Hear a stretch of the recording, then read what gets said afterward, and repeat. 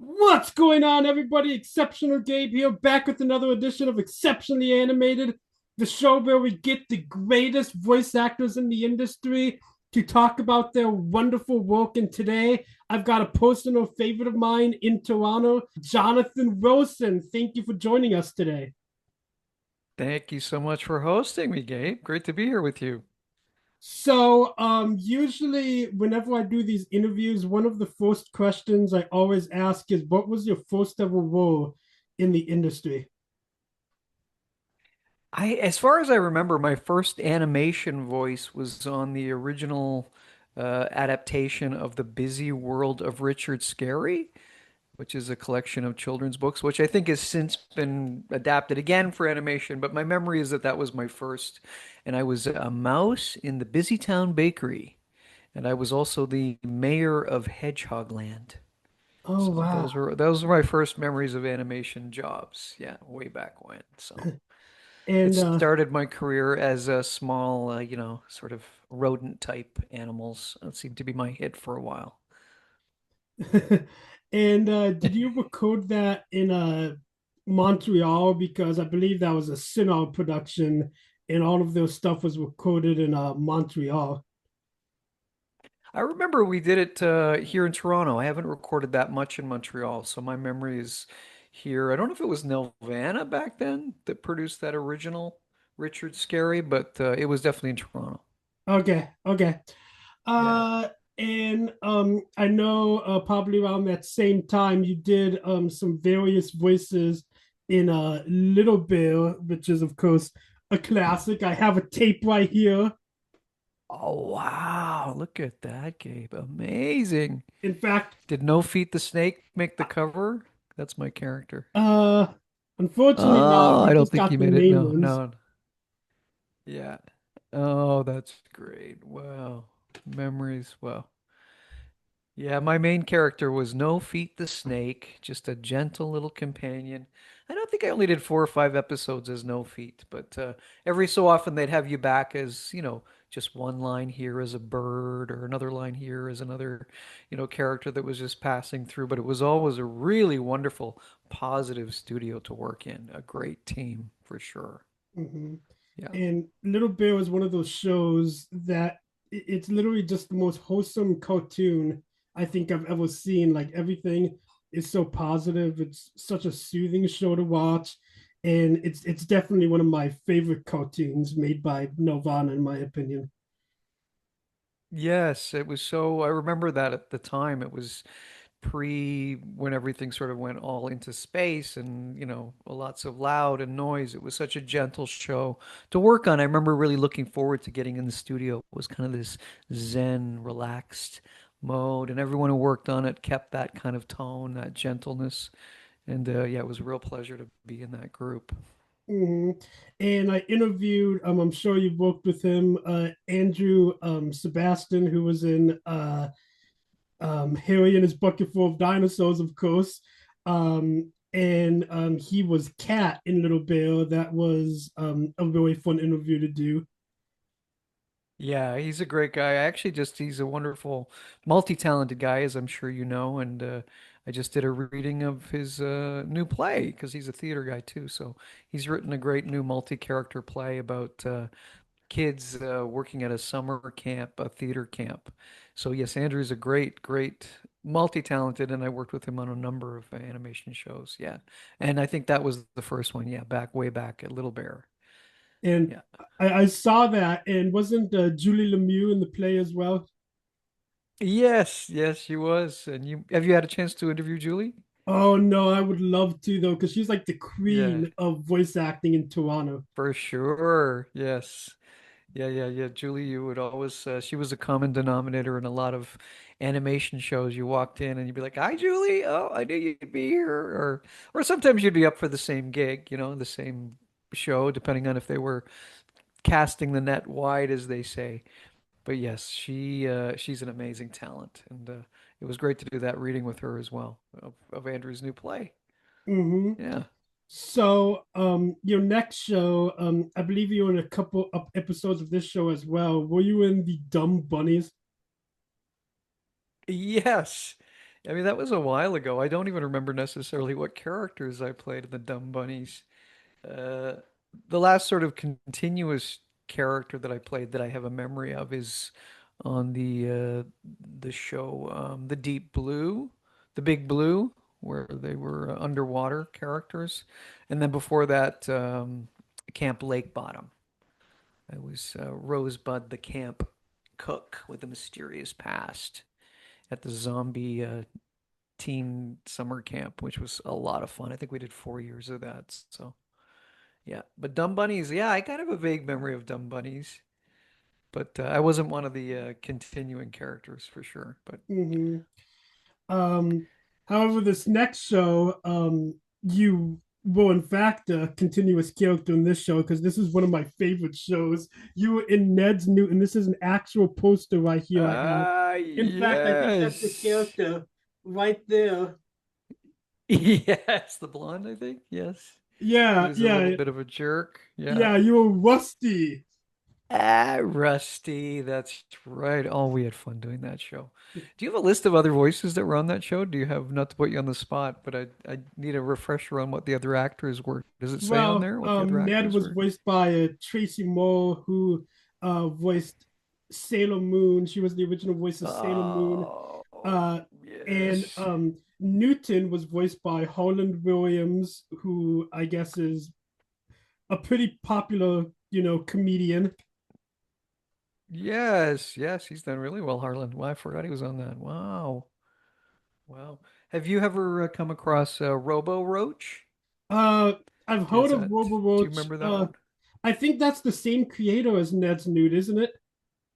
I think so. And that was another really great show. A really fun cast, and I got to play Sterling Uberbucks, this kind of billionaire cockroach, and an evil character, which is always fun to do. It's nice to do the small little mice, happy mice, but it's also nice to be the, You dark see, leader, evil leader of something. you see, that's pretty A Robo ironic. Roach, if you, yeah, yeah.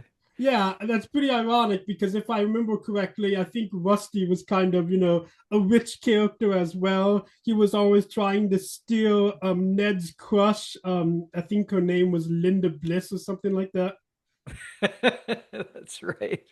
Yes, he was the spoiled brat rich kid who thought he was entitled to everything. That's right. Yeah. Yes. Um, and fun fact, Holland Williams in season 3, he was replaced. Do you know Ron Potter?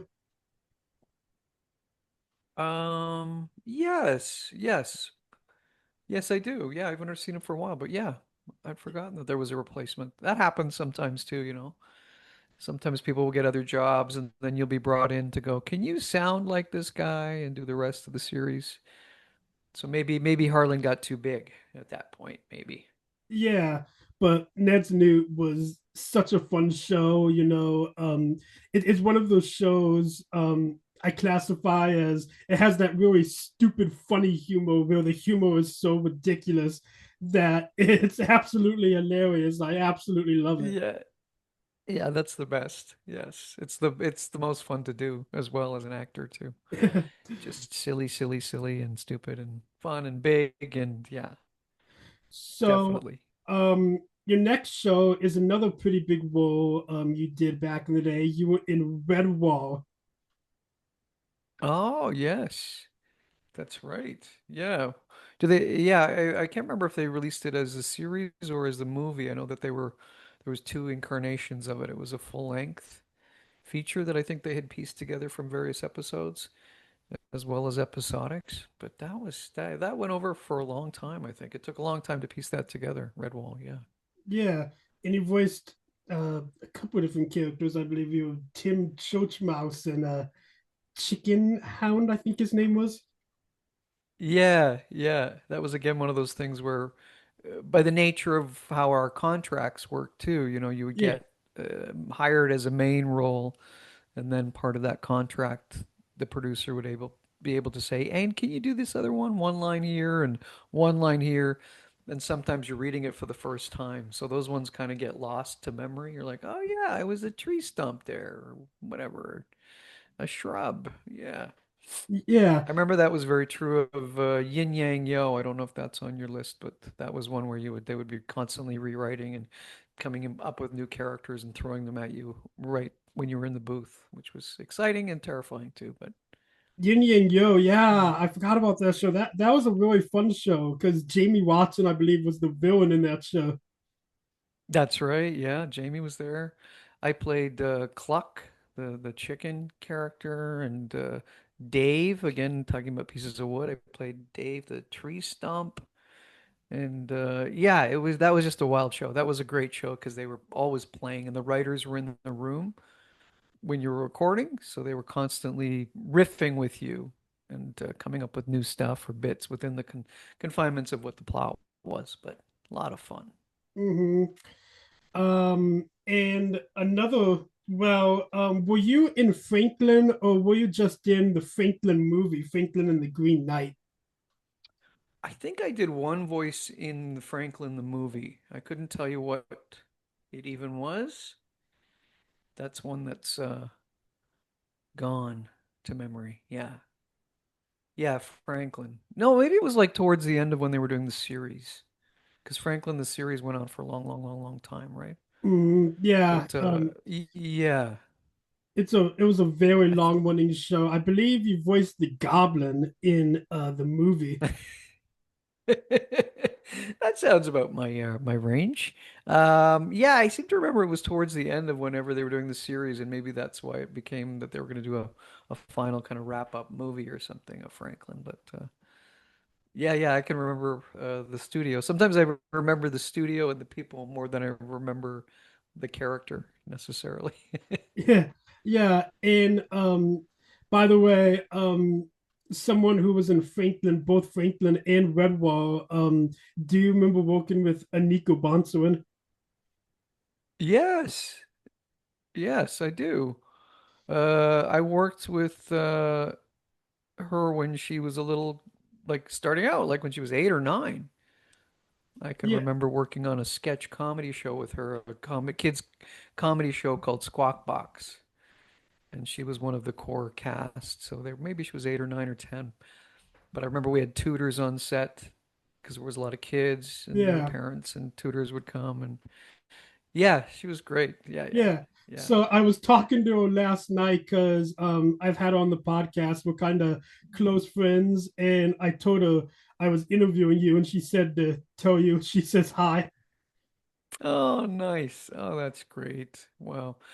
That's the cool thing about being around so long. And also because I worked with people who were children, they're now grown, fully grown adults. It's sort of wild to see their whole arc of their life. Because I know that she went into music for a while and was successfully part of a band and explored that and different parts of her creativity. So very, very cool. Yeah. And of course, she is probably most well known for her role in Cyber Chase. Were you in Cyber Chase at all? I don't think so. No, no, I don't think though. That name doesn't ring a bell for me. But But you were in the predecessor to Cyber Chase, and I'm sure you remember this show. You were in Blaster's Universe. oh yes, that was a great show. Blaster's Universe. Yeah. I think I was Blaster. Yeah, you were Max Blaster. I was Max Blaster, yes. On those various space adventures. Those were a lot of fun. A lot of fun. Yeah, yeah. He was kind of like the full ahead kind of hero of the show, He had a little bit of edge and a little bit of attitude, but yeah, it was great to be the lead character, not just because you know that, oh, I'm going to be in every episode, which is also very nice. But also it was fun to record those for sure. Yeah. Yeah. It's a shame the show didn't last very long. It only lasted like 13 episodes, I believe. Yeah, I remember that. And I haven't, my brain is forgetting the actress who played his sort of love interest. I don't know if you have it there. The girl that I Marika was in space Hendricks. with. Okay, Marika. Yes. I crossed paths with her on a TV set within the last 4 or 5 years. We're always like, it's weird where you will cross paths with people that you haven't seen in Yeah. years and years and years, and you go, So how do I know you? Marika Hendricks is now living in Vancouver, and she became well known because she was in the show My Little Pony: Friendship is Magic, which is obviously a Okay. very popular show, which uses I a think Vancouver I've heard cast. of it. Yeah. Okay. My Little Pony. Wow. That was a good gig for people to get for sure. Yeah. Um, and the dog was voiced by Juan Kioian. Oh, yeah. Okay. Wow. Um, Good old Ron. and Wow. the theme song, I don't know if you remember the theme song. It was sung by you and Marika. It was pretty catchy. It was like blasters, universe. Yes, I do remember. Somebody sent me a clip recently. One of my nephews sent it to me. Yeah. But Blasters Universal. It's one of those things where you get to do it maybe once or twice and then it lives forever. You're like, oh, okay, cool. Yeah, yeah. I liked when that was one of my favorite things within animation stuff is when you'd get to sing or do music too. That was great. An Yeah, added little bonus. Yeah. We did that a yeah. lot in Harry and His Bucket too. Oh, yeah, which we'll get to. That's probably one of my favorite cartoons of all time. You probably see, I don't know if you can see it back here, my toy figure. Yeah, I do. Do you have a Steggy? No, I wish I had one. Do you? No, I don't. I gave mine away. I should have kept a lot of stuff, but Uh, but yeah, it we went a will long get to way. that later. So one other question about Blaster's universe, obviously, Juan Kioian was in that show as well. He was in Blaster's universe and hearing his bucket full of dinosaurs.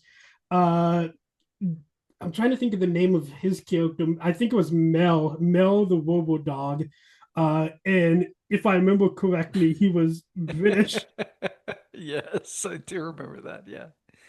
Yeah, well, one can do anything. I mean, that's the great thing about a lot of voice actors, but actors in general. One, you could throw anything at him and he's like, yep, he's this, or whatever. And then I can remember him sort of early on, them having to decide what his take on the dog would be. And it was just so perfect. Yeah, he's great. He's one of my great acting heroes across the boards, anyway. See him on stage. He can do anything, animation, film actor. He's an amazing actor in all mediums for sure. Yeah. Anyway, this next show you were in, I think again you're only in one episode. Do you remember doing Anne of Green Gables, the animated series? I do. I do remember that. Again, mostly the people that I met because I remember they were excited about having gotten the rights to do it as an animated series Yeah. and they were setting it up and yeah, I only did the one episode. That's yeah. I can't even remember as who, but one of the schoolboys or something. Yeah, and your But character I have a had like memory of that. your character had like a Scottish accent. I don't know if you remember that. Oh, okay. Well, that helps because my family is Scottish, so that's something I can pull out of my bag every so often. My parents are Scottish, so that's where my heritage is. So I have a facility with Scottish accents, so it's helped me with a few jobs along the line. Yeah, And because there are bad Scottish accents, and then there are good Scottish accents. There's a lot of bad Scottish accents. yeah. The main character, Anne, was voiced by another favorite of mine, Bryn McCauley, who I'm sure you've worked with in the past. Yes, yes, I worked with Bryn quite a bit, and her mother is a producer. I've worked with her mom, Marilyn Macaulay. I did the Canadian version of I think it's originally a British animation game show for kids called Skatoony, and they did the Canadian version where we had to dub the whole series. So I worked with Bryn's mom, Marilyn, on doing that, like 400 episodes or something. But yeah, Bryn and I cross paths every so often. We will see Mm-hmm. each other. Yeah, and I Um, forgot that she did that. That's amazing. She must have just been a kid when yeah. she was doing Anne of Green Gables. Wow. And Anne's best friend, Diana Barry, was voiced by Emily Hampshire, who, of course, would go on to do the popular show Schitt's Creek. Ah, yes, right. Wow. Wow. Amazing. Amazing. It shows you how long people are pursuing their careers, eh? Right from childhood on. That's amazing. Mm-hmm. Even Michael Cera was in that show. Who I'm sure you know Michael Cera. He was in Arrested Development and Juno and all these big movies. I worked with him on TV when he was a kid. I did a series called I Was a Sixth Grade Alien, and he was one of the kids. So, and I remember he had a really unique quality. You're like, you never know when someone's going to have a career, and then you look back and you're like, that's Michael Cera. Oh my God, a Canadian child actor who has done really well. Yeah. Yeah. Anyway, this next show you were in, this one I watched a lot as a kid. You were in Miss Spider. Remember doing that one? Oh, yes. Miss Spider. Yes, I do remember of that. Wow, that was another really gentle show. Very Yeah. sweet, right? And yeah, very not preschool, but definitely like preteen Yeah. aimed at. That's what Well, you think of in terms of where was it sort of in that realm? no, it was more preschool, I would say, because it was on Nick Oh, okay, Jr. yeah. here in the States. Yes. Okay. I couldn't remember how junior it was, but yes, that makes sense. uh the the CGI or computer animation in that show, I believe that was one of the first computer animated shows by Nirvana, if I'm not mistaken. It has not aged well. Okay, it looks like it's just the beginning of that technology. Yeah, yeah. Like someone else who Oh, was in that okay. show, Rob Tinkler. I interviewed him recently, and he Yeah, I told know Rob. me Yeah. that everyone just looks like a spear in that show.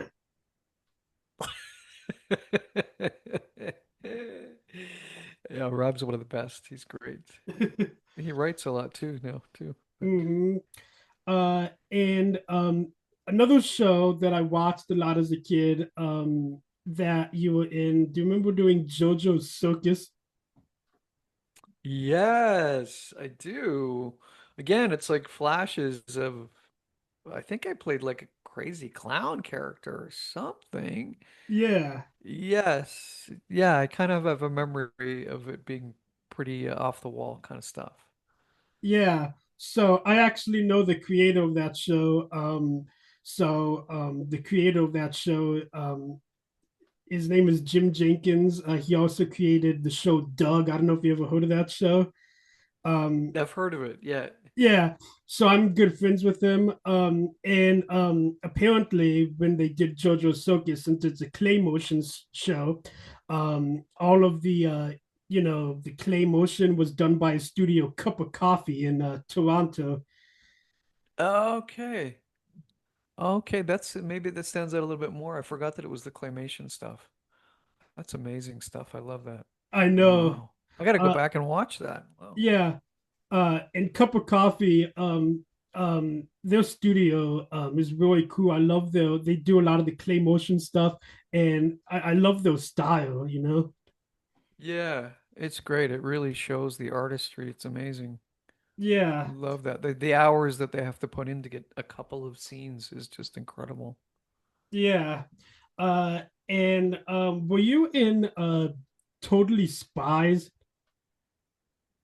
Yes, I think I was. Was that a series or a film? It was a series. Totally Spies. Yes. See all the titles. Sometimes the titles blur together, like totally, Blaster's universe with tiny bears and Miss Lily's flower patch. Yes, Totally Spies. I kind of have a memory of it. Does it list my character by any chance? Can I No, cheat? it looks like again you just voiced like Various voices. incidentals. Yes, that's the Yeah. name of my life. Yes, incidentals. I have a memory, like sometimes I have a memory of a show going on and aware of auditioning for it Yeah. too. Like sometimes, so that's in my head of like, oh yeah, yeah. Oh, that show I didn't get the lead on, but they want you to come in for some incidentals and stuff. You'd be like, oh yeah, great, okay. And it's, wherever it's recording, oh, it's down to that studio. Okay. In and out in an hour. And another show that was very popular, also done by Nirvana. Were you in Beyblade as well? I know that was a gig. Wow, that was crazy gig with translators and I got some merch from that show I should have kept too. I can't remember his name, but he definitely had a big arc. I can remember his story. And it's one of those things too, again, of realizing that things exist where they didn't used to. Somebody sent me a link recently to someone on YouTube has a tribute to my character, which was really weird, but I can't remember the character right now. But he was a lost twin. He had this backstory that was this huge monologue about loss and pain, of course, all leading up to the great battle inside the ring, But Yeah. lots of Uh, screaming because it was all dubbed. But yeah, yeah. Beyblade, I had a character, battles, yeah, weeks of work and dubbing and got some merch. Yeah, Beyblade. I'm trying to remember the catchphrase that we had to keep screaming, begin! Begin! Let the war begin! And then you'd spin the things and Let it rip. it was a lot of screaming. Let it rip! Man, that's let it rip.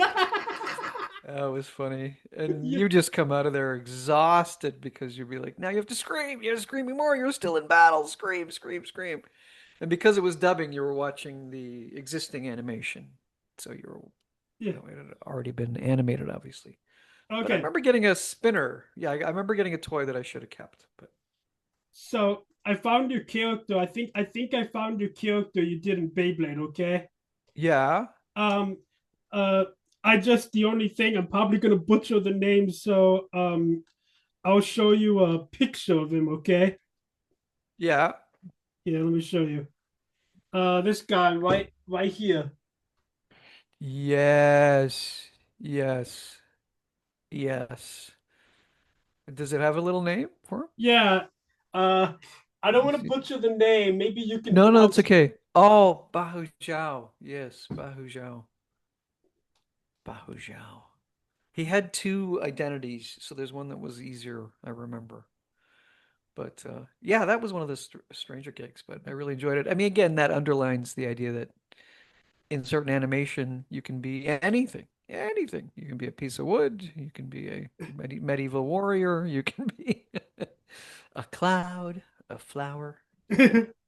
And Beyblade was such a good show. It's probably one of my second favorite dubs Nirvana done. My first favorite is Metabots. I don't know if you ever heard of that show, but Metabots was so I good. remember hearing about it. Yeah. Metabots. Yeah.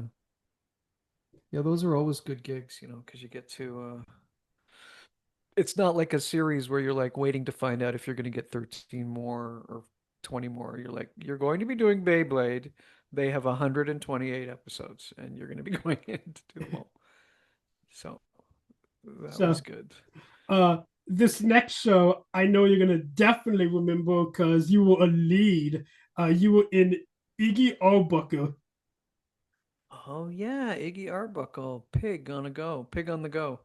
That was a really fun series. We only got one season out of it, but again, yeah, I was in every episode because I was the title character. But yeah, it was like a little camper pig who would adventures. I can remember he had sort of his universe or his world. It was like this is the rainforest area, and a little map actually came with the promo material. And yeah, he would go off on little adventures with his sidekick, who I can't remember was a monkey. There was a sidekick for sure, but I can't remember. I believe Juan was in that show as well. Okay, I'm not surprised. Okay. Yeah, I'm Um, not sure if he was my sidekick or not, but that was a lot of fun. It was also great, and this is the selfish thing because I can remember, which is unusual, that the studio was at the end of my block where I lived. yeah. That was the best. You'd be like, I can be at work in 20 minutes. This is incredible. We would sometimes do two episodes a day or whatever, but and then they would bring you back, which they do a lot if they're animating in real time. They'd be like, okay, we switched something, so we need reanimation or revoicing for something specific. But that was a lot of fun. Mm, A lot of fun. and another show you were in. This is also a very fun show. You were in Atomic Betty. Oh yes, Atomic Betty. That one always blurs in my mind with Blaster because I'm like because it was a similar vibe in the animation, kind of a retro sci-fi thing. But yeah, Atomic Betty, that was a great show too. Yeah, Mm. a lot of fun. And Yeah. There was a lot of great voice actors in that show too. I'm sure you know Lynn Coulson, the late Lynn Coulson. Yes, yeah, he did a lot of stuff. Yeah. Mm, and Yeah, when Lynn. He was always coming from the golf course or something. Yeah. and when he passed away, he was replaced by Dwayne Hill, who I'm sure you worked with as well. Yes, yes, I remember Dwayne when he was starting out. Yeah. He's since moved to the States. I think he's in New York still. Oh. But And yeah, Dwayne, yeah. Tom McBetty was voiced by Taj Eason. Okay. Wow, you're really going back in the portals of my brain. Wow, Atomic Betty. Great. I wonder if there was any good merch that they had. Did they have any uh, good merch? I remember seeing, No. DVDs and stuff like that, but I don't know if there was anything else made for the show besides that. I'm gonna have to look on eBay. I always scour eBay for stuff like that. Yeah, yeah. There was stuff. I know I sometimes still get Robo Roach stuff. People are like, "Can you autograph this and send it back?" Lunch boxes, and they had a lot of Robo Roach stuff. A lot of stuff with Camp Lake Bottom too. But anyway, Oh yeah, Cape Lake Bottom. You were Rosebud. Rosebud, the camp cook with the mysterious past. Yeah, That was a and an fun eye show. patch. It was fun. It was really fun to do. That was one of those shows where we got to be in the room together too, the Yeah. actors. So it was great to just play. Yeah. And once you And also zombies in, are always fun. I gotta do the voice. You were in Forget About It. Yeah, forget about it. That was Tony Napo's. To forget about a guy, the father. I was the premier of Newfoundland, so I think I had to do a Newfoundland accent, if I remember correctly. Yeah, I just appeared in a few episodes. There was some international shenanigans going on, and the premier was I the premier of Alberta or Newfoundland? And various, of course, as you'll see, Yeah. and various other voices. But that was my main voice was the premier of Newfoundland, I believe. Yeah. Uh, and um, you were also in The Cat in the Hat knows a lot about that, which was a fun show because Bob Tinkler voiced almost every character in that show. Right, yeah. I'm surprised they had room for another voice. Rob could do anything. I can't even remember what I did in that show. Wow. Well, I remember was Martin Short Cat in the Hat? Yeah, Martin Short was Cat in the Yeah, Hat, yeah. and That's right. Rob was Thing One, Thing Two, and Fish. Right. That's one of those ones I remember again because you're aware of jobs coming up and you're like, oh, they're going to cast the Cat in the Hat. And everyone was like, they must have somebody already in pocket for the Cat in the Hat. No, no, no. We want you all to audition, and we all went in, and one after another, then back and back and back. And then they were like, yeah, Martin Short's already in that spot. So all that work you did, never mind. so Obviously, they want a name, right?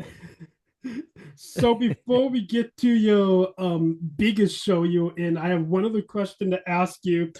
Were you the voice of this creepy PSA thing? Yes, get that cat off my head. Yep, yeah. Concerned children's advertisers. Yeah, that was a weird job. Yeah. People still send me emails about that going, is that you? You haunted my childhood. You terrified me. Yes, that was me. Would you get that cross-border? Did you No, didn't but grow up with that, did you? No, you're too young. yeah, I remember on vacations there would be on YTV in Treehouse. Yes. Yeah, Yes, it played all the time. It was one of those weird gigs that you got from a very basic point of view. They asked me to do it, yeah, and you don't get paid. You yeah, get a tax credit because it's for the government. yeah, So you get a little tax credit, and then it ran for like 10 years. yeah. And yeah, and it was like one or two takes. I don't know why the guy has a New York accent. They're like, try it this way once. Okay, yeah, okay, you're done. But it was fun. It was, yeah. It was a good little monologue to have. But yeah, Yeah. that's me, that TV. Wow. And something I noticed, when the TV is turning on and off, uh, it's got old footage from YTV playing on there. Like at one point you can see reboot, and it's like, no way, reboot. Right. Yeah, yeah. Well, just the age of the TV itself says a lot, right? You're like, oh, I remember when TVs used to look like that. And the idea that, yeah, you had to be told to go outside, which is still probably true. But Yeah. anyway, Um. yeah, that's one that keeps coming back that people are like, every so often I'll hear from somebody, a family member or someone saying, somebody told me that this is you. Oh my God. Yeah. So you never know where those voices are going to end up out into the ether. Yeah. And also, the Canadian PSAs are widely known for being some of the weirdest and creepiest PSAs ever. Yes. Very strange niche, yes, job to have. They they used to have the Canadian moments. I don't know if they still do those, but where they would have little moments of Canadian history. This moment in Canadian history is brought to you by, you know, whatever. But yeah, those are odd ones too. And I don't think you got paid for those either. You got a tax credit, which is payment, I guess. But Yeah. And when you get a tax credit, isn't that from the Ontario government, or is that from like the country of Canada? yeah, that's a good question. I think it was mine was federal because it was the Concerned Children's Advertisers of Canada. So I think you got a federal. You Yeah, got to put that on your tax and go, okay, this is a write-off. Please don't because tax me on this. And something I found out, the reason a lot of people in Toronto and Vancouver, don't work together is because they're separated by the Ontario tax credits and the British Columbia tax yes, yeah, credits. that's right. Yeah, there's various variables on the tax structure for sure, and what's allowed to be filmed, what's union, what's not union, and that is still shifting as we speak, right? All the time. A lot of our work is going non-union and AI and stuff like that. So Uh, it's an interesting time. don't Yeah. get me started on AI. Yeah. So now it's time for the big one, and I'm gonna go ahead and get my thing down. It's time for Harry and his bucket full of dinosaurs. Oh, wow. A great gig. What a lot of fun. Another one where we got to be in the room with each other. Andrew Sabiston, I remember. Stacy, Juan, Jamie Watson was also in that one. Yep, this was Um, Jamie's character right here. that was Jamie's. Okay. Yeah. I couldn't remember. Yeah, yeah. What's the character's name? This is Toy. Ah, okay. Yes. Yes. Yes, that was a really fun gig to have. I'm trying to remember. I'm forgetting someone else. Andrew Sabiston, who you mentioned Ron earlier. Rubin. Ron, yes, of course. Ron was in the room too. Wow. Wow. And that was one where we would get a lot of merchandise. They were like, we already have a line of toys and we each got one of our little dinosaurs and stuff, but it's long since been given away to someone in my family, a niece or a nephew somewhere along. So, I what should was have some of kept your it. favorite memories from working on that show? Really just that thing of like being in the room around a microphone. Sometimes like even the setup of a studio, you can all be in a line and you're looking at the glass booth where the producers are and you're hearing each other and you're aware of each other, but it's mostly through the earphones. Whereas this, they had set us up in a circle with the microphones around and kind of divided up and you could really see the other people.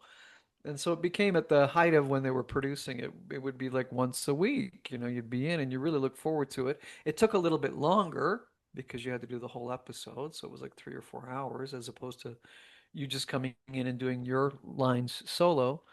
So that's my biggest memory is like these people that I was such fans of and just really appreciated their work and getting to bounce off of them and rise, like they say about anything, the better the people are you work with, that you raise your game, right? So I just remember learning so much watching all of them. So that was incredible. Mm-hmm. Yeah. And it was such a fun show. I remember each episode was so creative. It was so imaginative. uh One of my favorites was the one where Harry was sick and he wanted to go out and play, so he went and hid in Dino World to play. And Oh he yeah. ended up getting everyone else sick except for Steggy. Ironically, the whole time he was scared that he was going to get sick, and he never got sick. Right, of course. He was the most neurotic. Yeah. Yeah, He was always a little scaredy cat for sure. You probably saw like a few I don't know if it's as many as I remember that we did songs. I feel like there was a song in that one too, but sometimes they were just gentle little musical interludes or fun adventure songs. They were great. Yeah. yeah. And there was also this one part in the same episode where they are all on top of this branch, and the branch falls, and they all fall down. But Terrence can fly, and he's just Oh, flying right. while everyone else is falling to the ground. With Terrence had little wings too, right? Yeah, Were they big? Yeah, yeah, yeah. Just yeah, yeah. yeah. He was the smallest. Of course, that was Andrew's character. So Andrew had the very high pitched Oh yeah. voice. Yeah. We always had to be aware of not being too similar in our voices because we could tend to be both that lighter quality. Yeah, So yeah, you can change with rhythm and different emphasis to characterize your voices and stuff. But yeah, that was a really fun record. I really enjoyed that. Yeah. can you still do Steggy's voice? Was he kind of like a little bit like nervous and well, I'm not really sure about that. And it was it like I think it was somewhere in there of like Yeah, yeah, like that. he's like trying to be confident, but not really. And well, I think that things are really, and I'm not sure about it. And then he would freak out, and that's my memory of him anyway. But sort of like yeah, a neurotic dinosaur. Yeah, Trying to be stuck in a dinosaur body, but thinks that he's a mouse. Yes, that contradiction of like does not know how he presents. yeah. And That was fun. Yeah. so this figure I have, fun fact, let me turn it on here. It actually has Jamie's voice, and I'm gonna play it for you right now. Oh. Good to see you, buddy. Look at I'm having a great time. Wow. I hope we got extra money for that. That's amazing. I know. So Tori is probably my favorite character because Jamie Watson is just so energetic in that show. It's Oh hilarious. yeah. Do you remember Peep in the Big Wide World? Peep? Yes. Peep? Jamie did that. We were up against each other. One of those times where they actually did two episodes with me and two with him. Like they, took it right to the end of the line and then they went with him and I was like, "No. You're happy for your friend, but you also want the job too, right?" Yeah. Uh, And I remember yeah. that went on for like six years or something. But Yeah. Did you Peep have in the any Big Wide World. like extra roles in that show? Oh no. In Harry or Peep? In Peep, did you get to do any extras? I don't think I did. I don't know. Maybe it was just such a it was really a big two-hander. Like it was just the two of them, right? Really, what I Yeah. remember. But I don't think I did. I don't think I came back and Yeah, did a because guest or obviously anything. in Harry, I know you did some additional characters because I think the entire cast they each did like at least one additional character throughout the show. Yeah, yeah. And on our adventures, like I said before, as you know, like you'd be like, "Oh, this character shows up as a gatekeeper at the cave, and we need someone to do that character."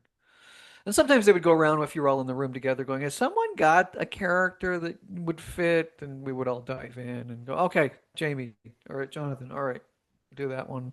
Or it's too much like Steggy, make sure it's not like Steggy. It's got to be the opposite end and things like that. Yeah. Yeah. So a And lot of there my was voices were high squeaky. yeah. There's this other episode where Harry had a library book and he did not want to return the library book, so he was trying to hide it in Dino World. And the library book came to life when it was in Dino World. and the library book was voiced by Ron Rubin, and it was funny because they kept trying to leave. Like there's, for example, at one point, they left the library book on a deserted island, and they get back to land, and they're just shocked because he's just there. He's just there. Oh, of course. Oh my goodness. I can hear him doing it practically. Ron is so great. He can do anything too, man. There was an episode where Steggy was playing hide and seek with everyone, and as you mentioned earlier, he is kind of the neurotic one. So Harry lost Steggy, and Steggy was hiding for hours, and he thought he was still hiding, and he didn't know the entire time that everyone else was looking for him, but he is just thinking, oh, we're still playing hide and seek. It's so funny. Do you remember that episode? Oh, of course. Yes, I do. I do. Just silly. Oh my goodness. Yeah. But Lots of fun and yeah, and I guess there's talk of them rebooting it. So that's when you stick around long enough, like I have, then there's like reboots. So there might be another Harry and his bucket full of dinosaurs with new actors and stuff. So that's that something would that I be heard because I'm sure the great. books still do well. Yes, But but tell them to hire us. Tell yeah, them they want the I'll originals. be sure. I'll be sure to do that. And Amazing. so my goal actually, so I love this show so much. I'm actually trying to get the entire cast on my podcast. I almost got everyone except for Juan Kiori, and I haven't had any luck getting a hold of him yet. Ah, okay. I know he lives in Stratford, Ontario now. He does a lot of stage stuff still. So, oh, that would be great if you got a hold of him. I haven't seen him in a long time. An Yeah. amazing actor. Amazing. Um But anyway, before we wrap it up here, I was wondering if you had any other memories throughout your career that you wanted to share, or just any final thoughts. Oh, just it's I've been really lucky that way in terms of animation stuff, and I think I yeah, a lot of the voice stuff I've done too is radio, like commercials. So all that stuff, talk about stuff really being lost. I mean, that stuff is gone, like campaigns for car commercials and snacks and Doritos chips and all of those things. So yeah, it's a great it's something I remind people who don't necessarily want to be on stage or on film that animation voices is open to anybody.